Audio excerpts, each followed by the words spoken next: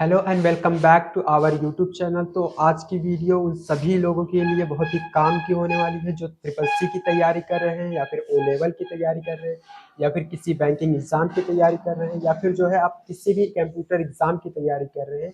क्योंकि इस वीडियो में जो है हम कवर करने वाले हैं यहाँ पर कंप्यूटर का पहला चैप्टर इंट्रोडक्शन टू कंप्यूटर। इस चैप्टर का जो है हम 50 क्वेश्चन यहाँ पर हल करने वाले हैं और आपको ये बहुत ही हेल्पफुल होने वाला है। तो बने रहिए हमारे साथ एंड तक, वादा करते हैं कुछ सीख कर जरूर जाएंगे। तो बिना किसी देरी के चले शुरू करते हैं। तो जैसे कि आप देख पा रहे हैं यहाँ पर हमारे पास क्वेश्चन नंबर 1 तैयार है। यहाँ पर कंप्यूटर क्या है दिए गए हैं। यहाँ पर एक इलेक्ट्रॉनिक मशीन, बी दिया गया है यहाँ पर मैकेनिकल मशीन, सी यहाँ पर दिया गया है मैनुअल मशीन और डी दिया गया है यहाँ पर नन। तो आपका जो आपका राइट बैठेगा यहाँ पर वो होगा इलेक्ट्रॉनिक मशीन। तो कंप्यूटर क्या है? Electronic machine. क्वेश्चन नंबर 2 देख लेते हैं। यहाँ पर कंप्यूटर का पूरा नाम क्या है? तो कंप्यूटर का पूरा नाम मतलब कि कंप्यूटर का फुल फॉर्म पूछ रहा है। तो जो आपका राइट आंसर हो जाएगा यहाँ पर ए हो जाएगा। Common operating machine purposely use for technical education and research. Question number 3 देख लेते हैं। यहाँ पर कंप्यूटर के मुख्य भाग कितने होते हैं? तो कंप्यूटर के जो मुख्य भाग होते हैं यानी कि मेन पार्ट होते हैं वो 3 होते हैं, जिसमें आपका इनपुट आता है, आपका जो है आउटपुट आता है और आपका जो है उसमें सीपीयू भी आता है। कंप्यूटर के 3 मुख्य भाग होते हैं, इनपुट, आउटपुट और आपका सीपीयू। क्वेश्चन नंबर 4 यहाँ पर देख लेते हैं। सीपीयू का पूरा नाम। तो जैसे हमने पिछले क्वेश्चन में बताया, सीपीयू का पूरा नाम है यहाँ पर सेंट्रल प्रोसेसिंग यूनिट। तो यहाँ पर क्वेश्चन नंबर 4 का आंसर हो जाएगा central processing unit. Question number 5 देख लेते हैं। यहाँ पर सीपीयू के मुख्य भाग हैं। तो सीपीयू के जो मुख्य भाग होते हैं वो तो मेनली 2 होते हैं। पहला होता है आपका एएलयू, दूसरा होता है आपका सीयू।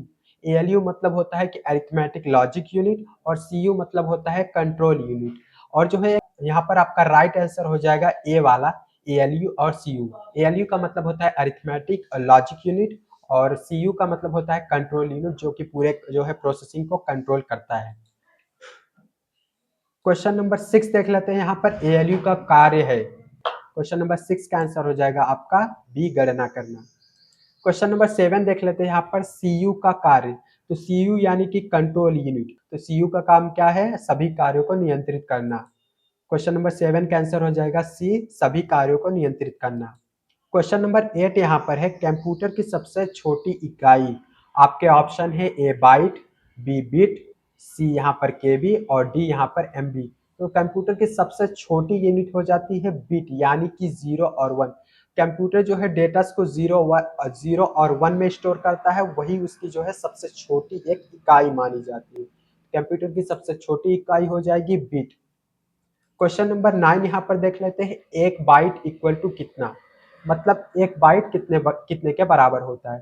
तो एक बाइट जो होता है 8 बिट के बराबर होता है। हम कह सकते हैं कि 8 बिट मिलकर एक बाइट बनाता है और जो है 1024 बाइट मिलकर 1 किलो बाइट बनाता है। तो आपका क्वेश्चन नंबर 9 का आंसर हो जाएगा 8 बिट। तो एक बाइट बनाने के लिए कितने बिट्स की जरूरत होती है? 8 बिट्स की।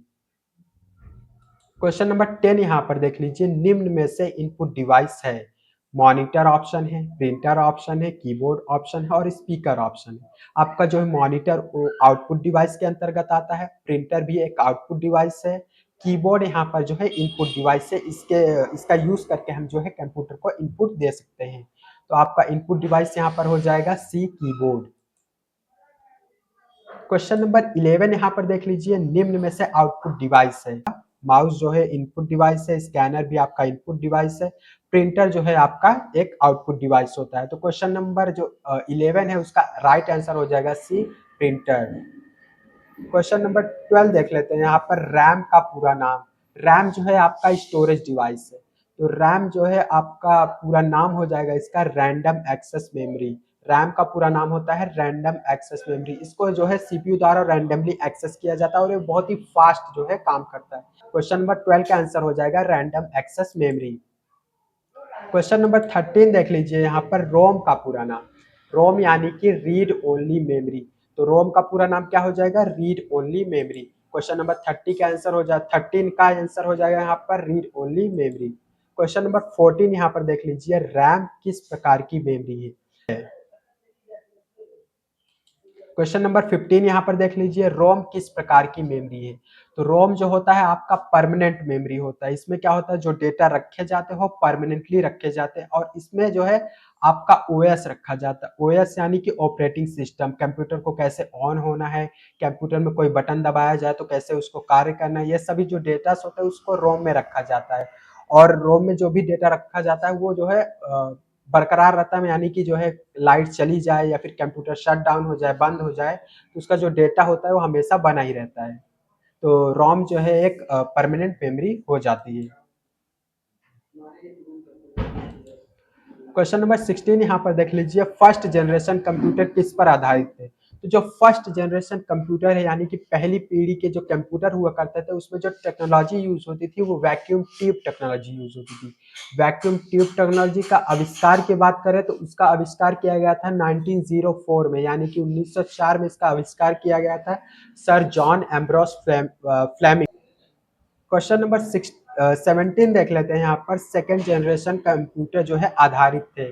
तो सेकेंड जनरेशन के जो कंप्यूटर हुआ करते थे वो आपके ट्रांजिस्टर पर आधारित थे। हो जाएगा बी ट्रांजिस्टर। क्वेश्चन नंबर 18 देख लेते हैं यहाँ पर, थर्ड जनरेशन कंप्यूटर आधारित थे। तो थर्ड जनरेशन के कंप्यूटर जो हुआ करते थे वो आईसी पर बने होते थे। आईसी, आईसी यानी कि इंटीग्रेटेड सर्किट, इसका जो है यूज ज्यादातर किया जाता था थर्ड जनरेशन के कंप्यूटर में। क्वेश्चन नंबर 18 का राइट आंसर हो जाएगा यहाँ पर आईसी यानी कि इंटीग्रेटेड सर्किट। क्वेश्चन नंबर 19 देख लेते हैं यहाँ पर, फोर्थ जनरेशन कंप्यूटर आधारित है। तो फोर्थ जनरेशन के जो कंप्यूटर हुआ करते थे उसमें जो है आपका माइक्रो प्रोसेसर यानी कि सीपीयू, जो आज के कंप्यूटर में सीपीयू लगा होता है यानी कि माइक्रो प्रोसेसर लगा होता है, वही जो है फोर्थ जनरेशन के कंप्यूटर में भी लगा होता था।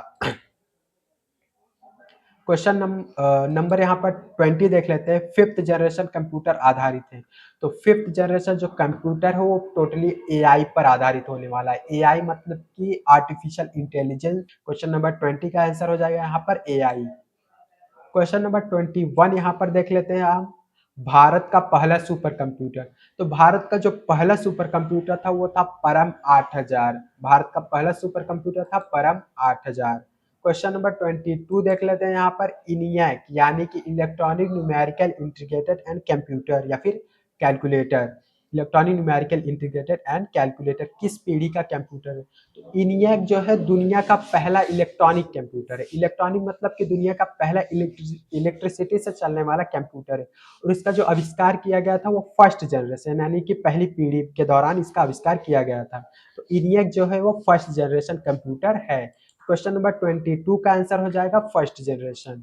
क्वेश्चन नंबर 23 यहाँ पर देख लीजिए, इनियक का पूरा नाम।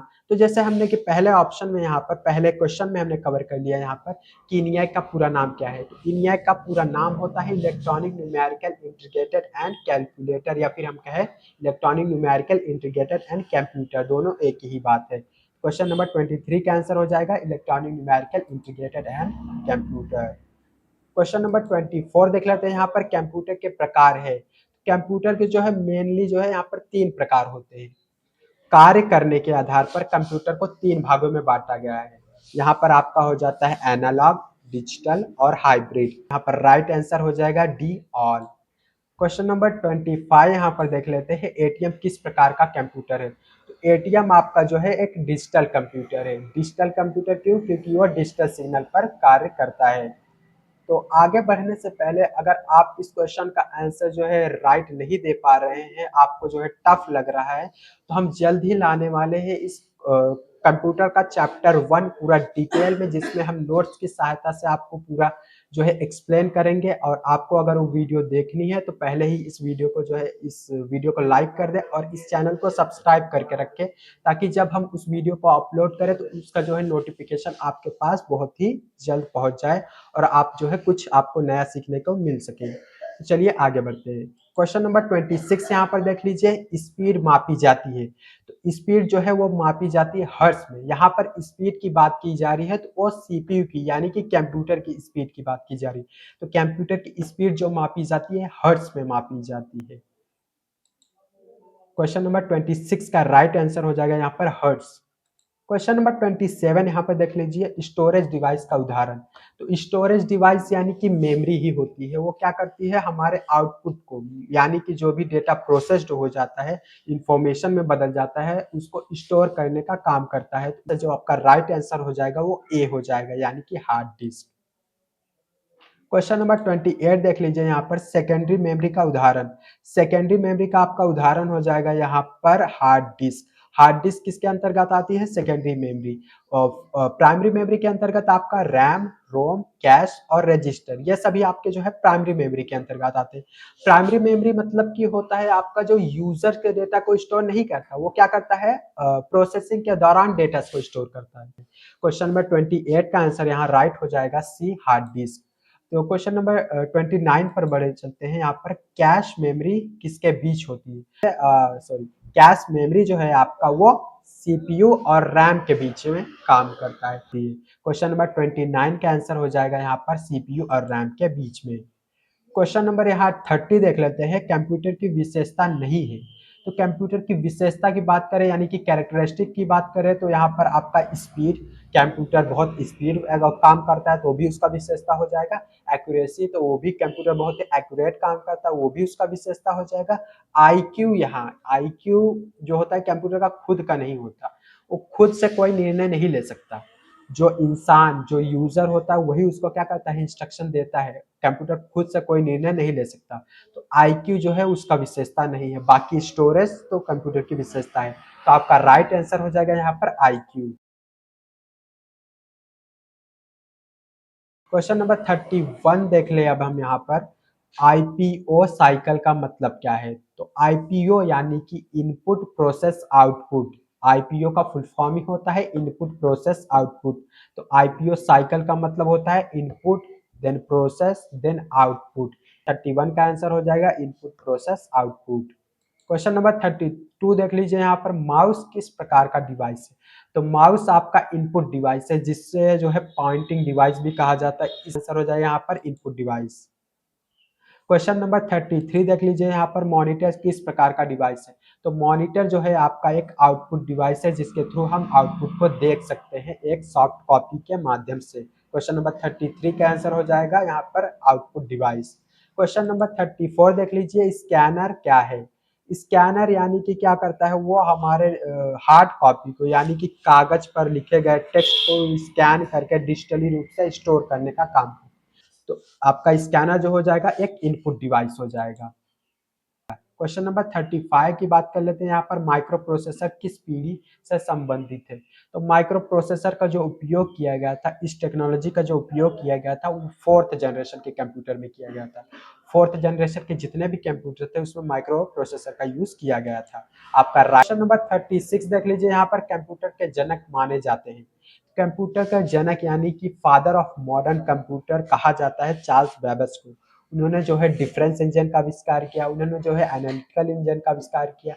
क्वेश्चन नंबर 36 का राइट आंसर हो जाएगा यहाँ पर चार्ल्स बेबेज। क्वेश्चन नंबर 37 यहाँ पर देख लीजिए, कंप्यूटर की भाषा है। तो अभी हम बात करें कंप्यूटर की भाषा, यानी कि कंप्यूटर समझता क्या है। अभी हम और आप बात कर रहे हैं हिंदी में, और जो है इंग्लिश में भी बात कर सकते हैं। लेकिन जो कंप्यूटर है उससे बात करनी हो तो हमें जो है बाइनरी आनी चाहिए। बाइनरी मतलब कि 0 और 1। आपका राइट आंसर हो जाएगा यहाँ पर ए, बाइनरी। क्वेश्चन नंबर 38 यहाँ पर देख लीजिए, 1 किलोबाइट इक्वल टू कितना बाइट? क्वेश्चन नंबर 38 का राइट आंसर की बात करें तो यहाँ पर हो जाएगा 1024 बाइट्स। क्वेश्चन नंबर 39 देख लेते हैं यहाँ पर, वोलाटाइल मेमोरी है। तो वोलाटाइल मेमोरी है, कौन सी मेमोरी है वोलाटाइल? आपकी वोलाटाइल मेमोरी हो जाएगी यहाँ पर रैम। तो रैम में रखे गए डेटा क्या होते हैं, कंप्यूटर बंद होने पर ऑटोमेटिक जो है वो चले जाते हैं, मतलब कि डिलीट हो जाते हैं। क्वेश्चन नंबर 39 का राइट आंसर हो जाएगा यहाँ पर रैम, यानी कि रैंडम एक्सेस मेमोरी। रैम को क्या कहा जाता है? वोलाटाइल मेमोरी कहा जाता है। क्वेश्चन नंबर 40 देख लेते हैं यहाँ पर, नॉन वॉलाटाइल यानी कि वॉलाटाइल नहीं है। वॉलाटाइल नहीं है मतलब कि अगर कंप्यूटर बंद भी जो हो जाए तो उसमें रखे गए डेटा जो है वो डिलीट नहीं होते। तो नॉन वॉलाटाइल मेमोरी कौन सी हो सकती है? होगी रोम। यानी कि रीड ओनली मेमोरी। नंबर 40 का राइट आंसर यहाँ पर हो जाएगा रोम यानी कि read only memory. Question number 41 यहाँ पर देख लेते हैं, आउटपुट का उदाहरण है। तो आउटपुट डिवाइस का यहाँ पर उदाहरण की बात कर रहा है, तो आउटपुट डिवाइस का उदाहरण हो जाएगा यहाँ पर प्रिंटर। प्रिंटर क्या है, एक आउटपुट डिवाइस है जो आउटपुट दिखाने का काम करता है। ये क्या करता है, सॉफ्ट कॉपी को हार्ड कॉपी में बनाकर देता है। तो प्रिंटर क्या हो जाएगा, एक आउटपुट डिवाइस हो जाएगा। बाकी जो है आपके इनपुट डिवाइस है, माउस, कीबोर्ड, स्कैनर, ये सभी इनपुट डिवाइस है। क्वेश्चन नंबर 42 देख लीजिए, यहाँ पर प्रोसेसिंग कहाँ होता है। तो जो प्रोसेसिंग होता है वो प्रोसेसर में होता है। प्रोसेसर यानी कि वही आपका सीपीयू यानी कि सेंट्रल प्रोसेसिंग यूनिट। तो प्रोसेसिंग जो है वो सीपीयू के अंदर होती है, सेंट्रल प्रोसेसिंग के अंदर। क्वेश्चन नंबर 42 का राइट आंसर की बात करें तो यहाँ पर बी हो जाएगा, सीपीयू यानी कि central processing unit. Question number 43 देख लीजिए, यहाँ पर डेटा को सूचना में बदलना है। तो डेटा को सूचना में बदलता है, तो डेटा को सूचना में जो बदलता है उसका नाम है सीपीयू यानी कि सेंट्रल प्रोसेसिंग यूनिट। तो क्वेश्चन नंबर 43 का राइट आंसर हो जाएगा यहाँ पर बी, सीपीयू। क्वेश्चन नंबर 44 देख लेते हैं, यहाँ पर सुपर कंप्यूटर का उपयोग होता है। तो सुपर कंप्यूटर का उपयोग जो है वेदर फोरकास्टिंग के लिए होता है। क्वेश्चन नंबर 44 का राइट आंसर हो जाएगा यहाँ पर B, weather forecasting. Question number 45 यहाँ पर देख लीजिए, लैपटॉप किस प्रकार का कंप्यूटर है। तो लैपटॉप जो है आपका माइक्रो कंप्यूटर के अंतर्गत आते हैं। आपका स्मार्ट वॉच हो गया, आपका स्मार्टफोन हो गया, आपका लैपटॉप हो गया, टैबलेट हो गया, यहाँ पर पीसी हो गया, तो ये सभी किसके अंतर्गत आते हैं, ये सभी माइक्रो कंप्यूटर के अंतर्गत आते हैं। क्वेश्चन नंबर 45 का राइट आंसर हो जाएगा यहाँ पर ए, माइक्रो कंप्यूटर। क्वेश्चन नंबर 46 देख लेते हैं, यहाँ पर मेन फ्रेम कंप्यूटर का उपयोग होता है। मेन फ्रेम कंप्यूटर का जो उपयोग होता है वो बैंक्स में ज्यादा होता है। मेन फ्रेम आपका 46 का, क्वेश्चन नंबर 46 का राइट आंसर हो जाएगा ए यानी कि बैंक। क्वेश्चन नंबर 47 देख लीजिए, यहाँ पर रजिस्टर कहाँ होता है। तो रजिस्टर जो है आपके सीपीयू के अंदर होता है, जो प्रोसेसिंग के दौरान डेटा को स्टोर करने का काम करता है। क्वेश्चन नंबर 48 यहाँ पर देख लीजिए, कंप्यूटर की कार्य प्रणाली है। कंप्यूटर की जो कार्य प्रणाली होती है वो आईपीओ साइकिल है। आईपीओ साइकिल मतलब कि इनपुट लेता है, प्रोसेस करता है और आउटपुट देता है, इनपुट प्रोसेस आउटपुट। तो क्वेश्चन नंबर 48 का राइट आंसर हो जाएगा यहाँ पर ए, आईपीओ साइकिल। क्वेश्चन नंबर यहाँ 49 देख लीजिए, डेटा का मतलब। अगर आप कभी भी कंप्यूटर से 2+2 करते हैं तो वो क्या जवाब देता है, 4। ऑब्वियस सी बात है वो 4 जवाब देगा। तो आपने जो यहाँ पर इंस्ट्रक्शन दिया है, आपने जो उसको इनपुट दिया है वो क्या हो जाएगा, डेटा हो जाएगा। तो डेटा का मतलब क्या होता है, कच्चा तथ्य, जो मतलब कि जिसको प्रोसेस करने की जरूरत होती है। तो डेटा का मतलब हो जाएगा यहाँ पर रो फैक्ट्स। तो क्वेश्चन नंबर 49 का राइट आंसर यहाँ पर हो जाएगा आपका रो फैक्ट। क्वेश्चन नंबर 50 और लास्ट यहाँ पर देख लेते हैं, इंफॉर्मेशन का मतलब। तो इंफॉर्मेशन का मतलब होता है कि प्रोसेस्ड डेटा। हमने उससे कह दिया 2+2, तो उसने क्या किया, प्रोसेस करके एक आउटपुट दिया। तो जो आउटपुट दिया उसको ही बोला जाता है इंफॉर्मेशन। तो इंफॉर्मेशन क्या होता है, एक प्रोसेस